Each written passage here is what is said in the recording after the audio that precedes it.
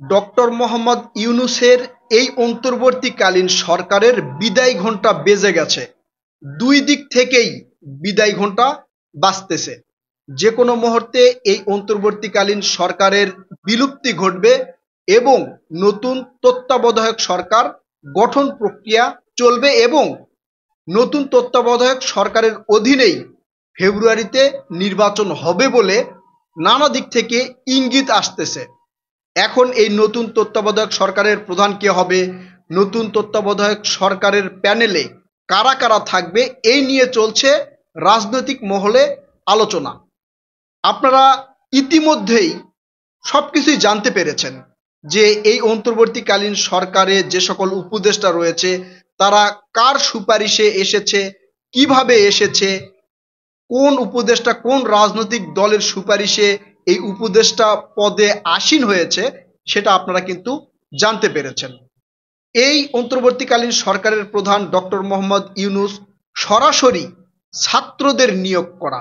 তিনি নিজেও বলেছেন ছাত্ররা আমার নিয়োগকর্তা এবং অন্যান্য উপদেষ্টা যারা রয়েছেন তারা বিভিন্ন রাজনৈতিক দলের সুপারিশে এই উপদেষ্টা পদে এসে বসেছেন। তারপরের ঘটনাগুলো আপনাদের সবার কাছে উন্মোচন হয়ে গেছে। এই উপদেষ্টাদের বিরুদ্ধে নানা ধরনের অভিযোগ কিন্তু যে সকল রাজনৈতিক মহলেদেরকে নিয়োগ দিয়েছে তারাই করতেছে। আপনারা কিছুদিন আগেই জাতীয় নাগরিক পার্টি এনসিপির আহ্বায়ক নাহিদ ইসলামের কথা শুনেছেন। তিনি বলেছেন উপদেষ্টারা, তিনি এভাবে বলেছেন কিছু উপদেষ্টারা রাজনৈতিক দলের পারপাস সার্ভ করতেছে এবং জামাতের একজন শীর্ষ নেতা বলেছেন উপদেষ্টারা কার এজেন্ডা বাস্তবায়ন করতেছে বা করতে চাচ্ছে সেই কল রেকর্ড তাদের কাছে আছে। তার মানে উপদেষ্টাদের ভিতরে যে এক প্রকার নেগোসিয়েশন চলছে সেটা কিন্তু রাজনৈতিক দলেরা বুঝতে পেরেছে। এই দিক থেকে বিএনপির নেতারাও বলা শুরু করেছে যে উপদেষ্টারা কোনো একটা নির্দিষ্ট দলকে ক্ষমতায় নিয়ে আসার জন্য চেষ্টা চালিয়ে যাচ্ছে। আবার কিছুদিন আগে মোটামুটি তোলপাড় সৃষ্টি করেছে যে উপদেষ্টারা সেফ এক্সিট নেওয়ার চিন্তা ভাবনা করছে। উপদেষ্টাদের পক্ষ থেকে নানা ধরনের কথাবার্তা আসছে যে তারা সেফ এক্সিট নিতে চাচ্ছে না, বা তাদের যেমন স্বরাষ্ট্র উপদেষ্টা তিনি বলেছেন যে তার সন্তান স্ত্রী বাংলাদেশে আছেন, তিনি বিদেশে গিয়ে কি করবেন। যাই হোক, এই সকল উপদেষ্টাদের বিরুদ্ধে নানা ধরনের অভিযোগ রয়েছে। যদি যদি মহামান্য হাইকোর্টে তত্ত্বাবধায়ক সরকারের শুনানি চলছে, এখন এই শুনানি শেষে হয়তো তত্ত্বাবধায়ক সরকার গঠন হবে এবং এই তত্ত্বাবধায়ক সরকার আসার সাথে সাথে ডক্টর মোহাম্মদ ইউনূসের এই অন্তর্বর্তীকালীন সরকার বিলুপ্তি হবে। এই ডক্টর মোহাম্মদ ইউনূস সরকারের যেই আইনি বৈধতা সেটা খুবই দুর্বল, এটা কিন্তু আপনারা জানতে পেরেছেন। এই জন্য একটা তত্ত্বাবধায়ক সরকার বাংলাদেশে নিয়ে আসা হবে যার আইনি ভিত্তি থাকবে। এই তত্ত্বাবধায়ক সরকার কিন্তু বাতিল করা হয়েছিল, সেটা আবার শুনানি করে আবার তত্ত্বাবধায়ক সরকার বাংলাদেশে প্রতিষ্ঠা করা হবে, এটা সকল রাজনৈতিক দলেরাও সম্মতি দিয়েছে। এখন নতুন যে তত্ত্বাবধায়ক সরকার আসবে এই সরকারের প্রধান কে হবে এবং ওই সরকারের সাথে যে সকল উপদেষ্টা বা সরকারের প্যানেলে যারা থাকবে তারা কে কে থাকবে, এটা নিয়ে নানা ধরনের গুঞ্জন শোনা যাচ্ছে। এই গুঞ্জনে কারা সত্যি সত্যি আসতে পারবে, কারা বাদ পড়বে, এটা নিয়ে যেমন আলোচনা চলছে তেমন সাধারণ জনগণের মধ্যেও প্রশ্ন রয়েছে।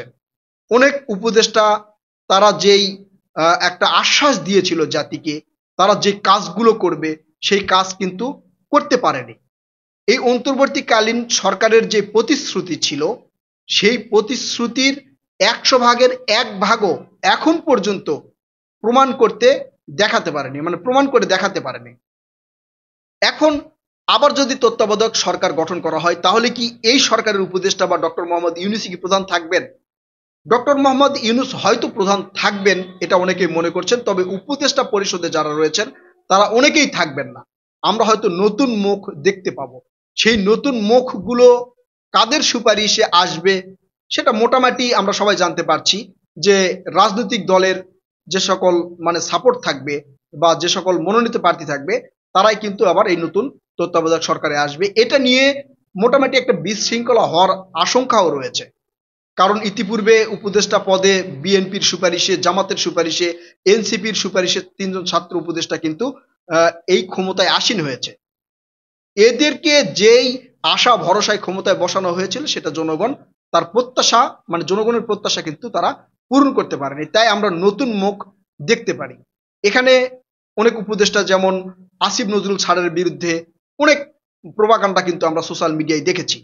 তিনি এক ফেসবুক পোস্ট সেই ২০ সালে করেছিলেন যে আমি যদি ক্ষমতায় বা থাকতাম, বা আমার হাতে যদি সেই ক্ষমতা থাকতো, তাহলে বাংলাদেশের ক্ষমতাসীন সরকারের সাথে সংশ্লিষ্ট কোনো নেতা বা উচ্চ পদস্থ কর্মচারী কর্মকর্তার ছেলে মেয়ে বিদেশে পড়াশোনা করতে যেতে পারবে না বা চিকিৎসার জন্য যেতে পারবে না, এই ধরনের একটা পোস্ট করেছিলেন। সেটা কিন্তু আবার এনসিপির মুখ্য সংগঠক হাসনাত আবদুল্লাহ শেয়ার দিয়ে সেখানে শুধু লিখেছে আচ্ছা। তারপরে এটা নিয়ে মোটামুটি গণমাধ্যম থেকে শুরু করে সোশ্যাল মিডিয়ায় ঝড় উঠেছে। আবার স্বরাষ্ট্র উপদেষ্টাকে নিয়েও নানা ধরনের আলোচনা সমালোচনা রয়েছে। এছাড়া তথ্য উপদেষ্টা এই আসিফ মাহমুদ, সজীব ভুঁইয়া এবং মাহফুজ আলম, এদেরকে নিয়ে নানা ধরনের আলোচনা সমালোচনা রয়েছে।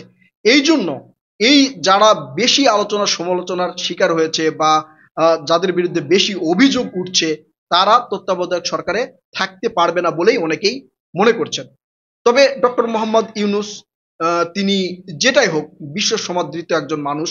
তিনি নোবেল বিজয়ী, আন্তর্জাতিক বিশ্বে তার একটা পরিচিতি রয়েছে, সম্মান রয়েছে। তিনি হয়তো প্রধান হিসাবে থাকবেন। তাছাড়া এই উপদেষ্টা পরিষদ থেকে অনেকেই বাদ পড়ে যাবেন, অনেকেই বাদ পড়ে যাবেন। নতুন করে আমরা নতুন মুখ দেখতে পাবো।